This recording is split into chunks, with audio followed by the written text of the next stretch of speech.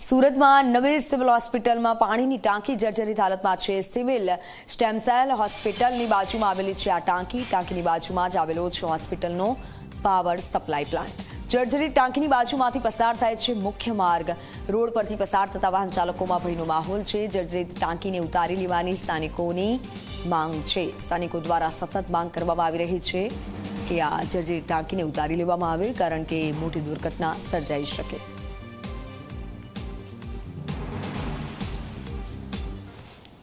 Civil 4 રસ્તાથી canal road મારો રોજનો આવવા જવાનો રસ્તો છે। સિવિલ હોસ્પિટલ અને બાજુમાં આ પાછળ જે પાણીની ટાંકી છે એની બાજુમાં બોયઝ હોસ્પિટલ છે અને સિવિલ હોસ્પિટલ આવેલી છે।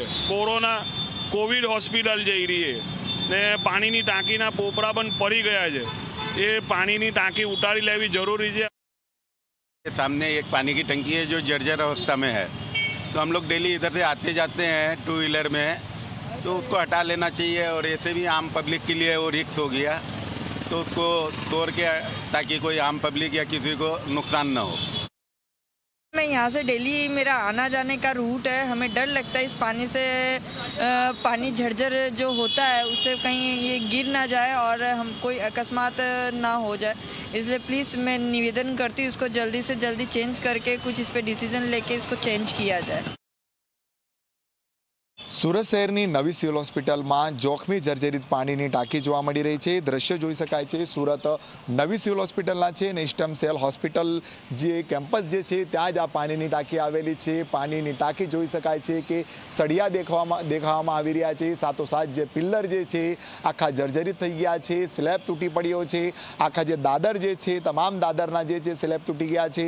ત્યારે બીજી બાજુ તમને હું દ્રશ્ય બતાવીશ કે આ નવી સિવિલ હોસ્પિટલની જર્જરિત જોખમી પાણીની ટાંકી છે અને જોખમી પાણીની ટાંકીની બાજુમાં જ જોઈ શકાય છે કે આ સબ ડિવિઝન જે પાવર જે સપ્લાયનું આખું જે છે અહીં આવેલું છે અને ક્યારે પણ જે છે આ દુર્ઘટના અહીં સર્જાય તો મોટું નુકસાન થઈ શકે છે। એટલે સિવિલ હોસ્પિટલનો જે વીજ પુરવઠો બંધ થઈ શકે છે। બીજી બાજુ હું તમને બતાવીશ કે આ જે દિવાલ આવેલી છે ને દિવાલને લગોલગ જે યુનિક હોસ્પિટલ જે ઉધના નેર તરફનો મુખ્ય રોડ કહી શકાય છે, મોટા પ્રમાણમાં વાહન ચાલકો અહીંથી પસાર થાય છે। ત્યારે આ જીવતા બોમ્બ સમાન કહી શકાય કે આ જે મોટી જે પાણીની જે ટાંકી જે છે આ ટાંકી જો ધરાશાયી થશે તો કોઈનો જીવ જઈ શકે છે, ક્યાંક ને ક્યાંક જે પાવર સપ્લાય પણ જે છે બંધ થઈ શકે છે।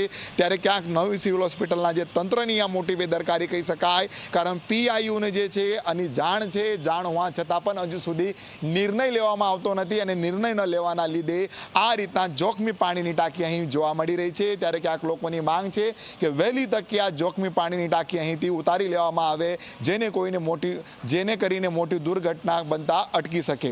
પ્રશાંત ડિવરે, જે મીડિયા, સુરત।